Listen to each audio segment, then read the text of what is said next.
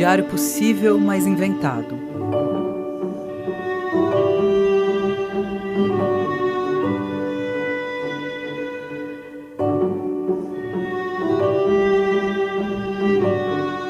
Data, 3045.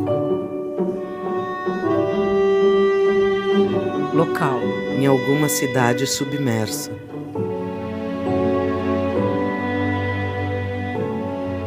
Tem um meme que anda circulando que é mais ou menos assim. Hoje eu paguei meu café em dinheiro, como faziam os astecas. Ou, hoje eu esquentei minha comida no fogão, como faziam os neandertais. Ou seja, você faz uma coisa sem a tecnologia atual e você está no passado longínquo. Longe de mim problematizar meme, eu não sou desse tipo de gente, eu entendo a graça. Mas tem certos anacronismos que me irritam. Na verdade, meu problema dessa vez começou quando eu estava vendo uma série que se passa na Europa, ali na região da Inglaterra, no século IX. Nem vou dizer qual série é, assim não passo minha implicância pra frente. Eu estava vendo e de repente eu congelei em uma cena que uma princesa cortava carne para o rei, na mesa de jantar, usando garfo e faca. Inclusive com o garfo na mão esquerda. Aquilo foi demais para mim. Porque assim, eu até suporto uns anacronismos na fala, quando, por exemplo, uma branquíssima Cleópatra aconselha o Marco Antônio. Eles estão fazendo isso para inflar o seu ego. Essa eu ri e engoli seco. Ego é um conceito do começo do século XX, lá do Freud. Acho bem pouco provável que a Cleópatra dissesse isso. Mas, vá lá, também é improvável que ela fosse branca e inglesa como a Elizabeth Taylor. Eu consigo relevar coisas da linguagem, considerando que o filme, a série, a peça, tem que comunicar com as pessoas de agora. Mas com o garfo, eu não consegui. Então, meu atestado de nerd está aqui. Sexta, às 11h30 da noite, eu estava como? Paquerando estranhos e estranhas num boteco ao som de um cover do Djavan? Não. Eu estava na minha casa, lendo sobre a história do garfo. Não vou contar aqui para vocês o que eu descobri, talvez um dia. Apenas quero dizer que eu estava certa. Ninguém usava garfo e faca no século IX, muito menos na mesa de jantar, muito menos com o garfo na mão esquerda. Comia-se com a mão, quando muito com o auxílio de uma faca para levar o naco de carne até a boca. Um dia eu li uma coisa, agora nem vou saber se era um tweet, se era um meme, se era um artigo sério ou se foi um documentário. Lá vem eu com as minhas referências inventadas. Há a séria possibilidade de eu ter pensado nisso ou mesmo sonhado, tá? Mas era dizendo mais ou menos isso, que o registro maior do que a gente tem das civilizações antigas são as grandes construções. Pirâmides, tanto do Egito quanto dos maias, templos, a cidade de Petra, aquelas casas e tumbas esculpidas em pedra lá na Jordânia. Muito pouca coisa escrita, algumas cerâmicas, algumas casas. Aí a abstração seria pensar, nessa perspectiva, o que saberiam da nossa civilização no futuro? O que vai sobrar? A Disney?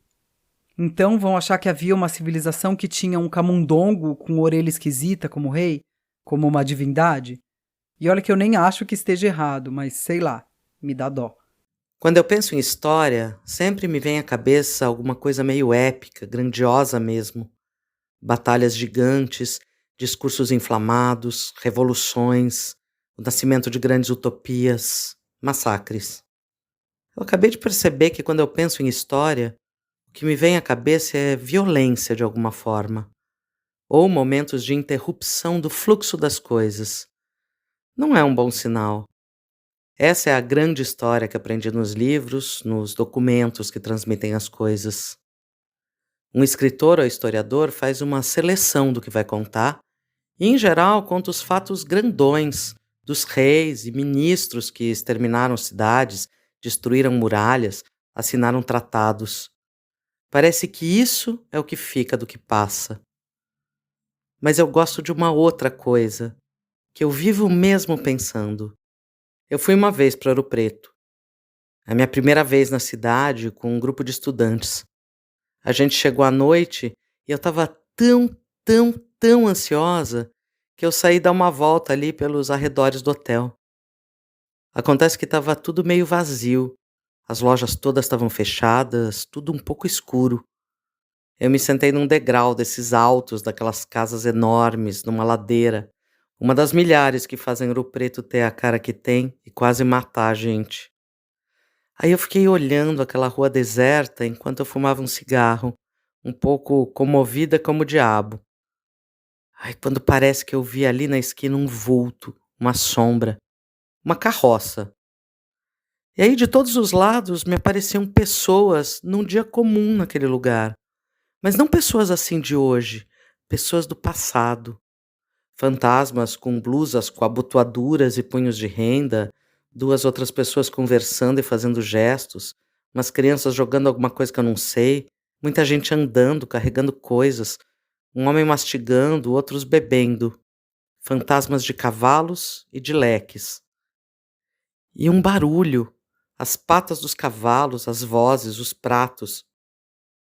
Foi em um instante apenas aquele barulho, aquelas vozes, aquelas sombras, mas me fizeram olhar a cidade com um amor de quem descobriu algo. Assim, a história mudou.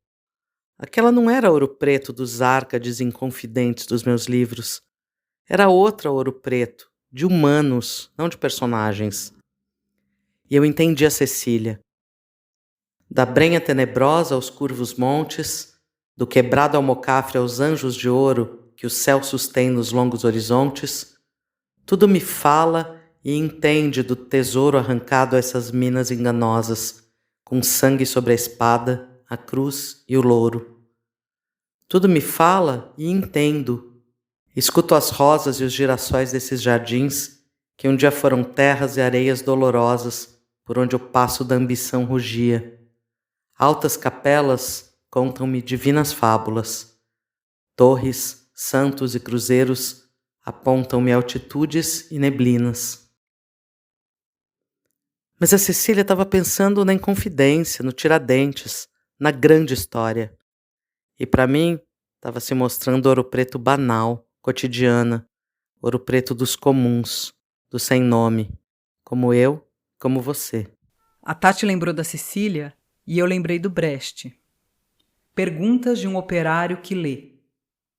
Quem construiu Tebas, a das 7 portas? Nos livros vem o nome dos reis. Mas foram os reis que transportaram as pedras? Babilônia, tantas vezes destruída, quem outras tantas a reconstruiu? Em que casas da Lima Dourada moravam seus obreiros? No dia em que ficou pronta a muralha da China, para onde foram os seus pedreiros?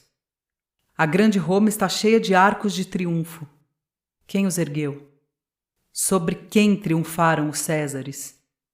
A tão cantada Bizâncio só tinha palácios para seus habitantes?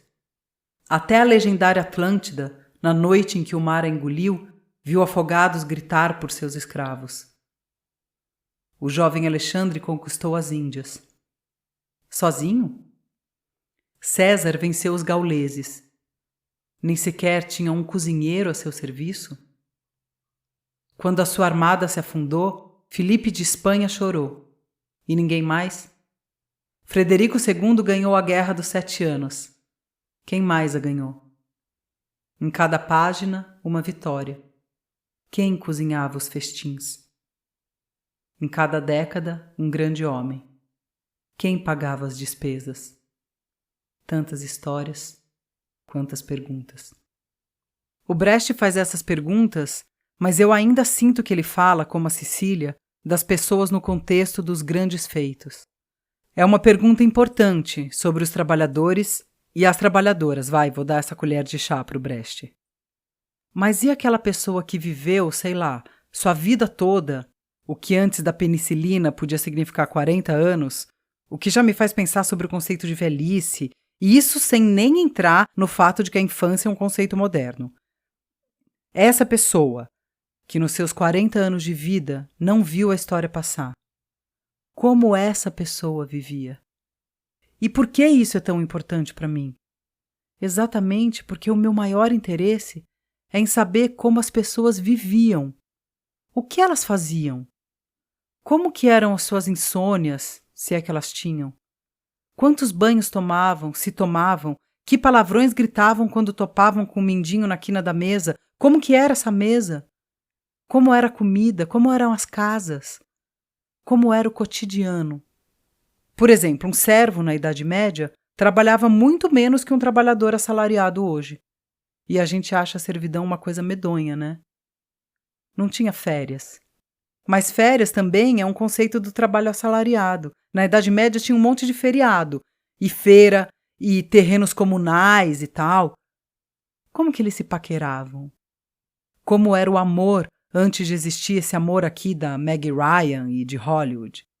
Imagina que a gente pegou uma época, muito pouco tempo atrás, sem celular, e que tem que responder pessoas mais jovens coisas como: nossa, mas se você estava atrasado, por exemplo, como fazia?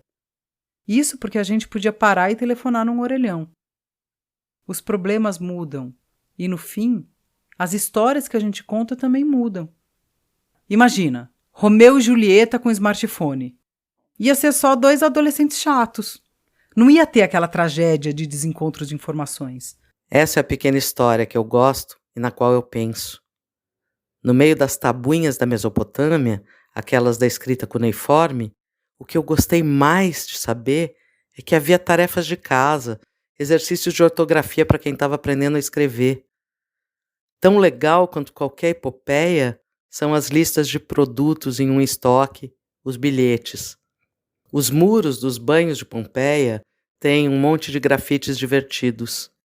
Numa catedral gótica, cada pedra foi cortada e polida por alguém comum ali, que voltava para sua casa, comia, sei lá, uma sopa de legumes com muita batata, bebia uma cerveja, talvez meio azeda, falava com a esposa.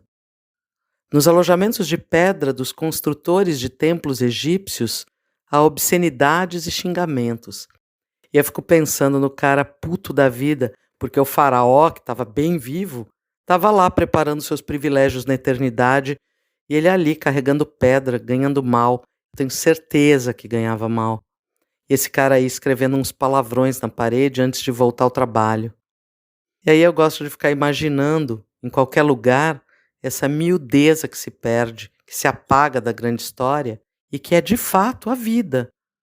Mas que não se apaga de verdade, porque essa vida deixa vestígios. As palavras nos muros, os epitáfios que falam que aquele ali foi pedreiro, padeiro, soldado, os restos de vinho nas ânforas, as tarefas de casa nas tabuinhas cuneiformes. Tudo isso que a gente conta sobre o humano também é uma construção histórica e cultural. E se a gente muda os hábitos, muda o humano? O que sobra de nós sem o cotidiano? Pensa o seguinte: as moedas, por exemplo, tinham a cara do rei impressas, porque senão ninguém sabia como era a cara do rei. Na verdade, eu adoraria não ver tanto a cara do presidente, sabe? Eu passo muito tempo pensando nisso, nessa história miúda, história das pequenas coisas, muito mais do que nas grandes revoluções. E fico pensando que muda tanta coisa e a gente ainda lê o Romeu e Julieta, o Édipo, que tem mais de 2000 anos, e ainda faz sentido. Então, o que eu sou, além de um cotidiano e de uma cultura que me cerca? E eu não tenho resposta. E eu fico pensando, que vestígios eu estou deixando que podem revelar como eu sou, como eu vivo? O que do que hoje eu entendo como comum, regular e habitual vai ser algo a ser descoberto pelos arqueólogos futuros? O que eles vão dizer sobre isqueiros, maços de cigarro e cinzeiros, cartelas de comprimidos, pacotes de ração para cachorro, colchonetes de yoga intocados, embalagens de perfume, celulares, notebooks quebrados, canetas, garrafas de água com gás, lanternas, fones de ouvido? E quando eu penso nisso, me vem uma espécie de pertencimento a algo muito humano que persiste. O que tem de uma linha que me liga aos camponeses da Idade Média, aos mercadores fenícios, às pessoas de Ouro Preto. A vida, a comida, a bebida, o travesseiro. Eu tô na história. A história é isso aqui também. Essas palavras que a gente escreve nesse diário talvez sobrem no futuro. E quem sabe então os escafandristas virão explorar essa casa e achem em garranchos ou áudios de uma tecnologia arcaica dos anos 2000, esse relato. E alguém lá do futuro se pergunte: como essas pessoas viviam? Ei, pessoal do futuro! Eu vivo pensando em como as pessoas do passado viviam. E você? Será que você está pensando em mim?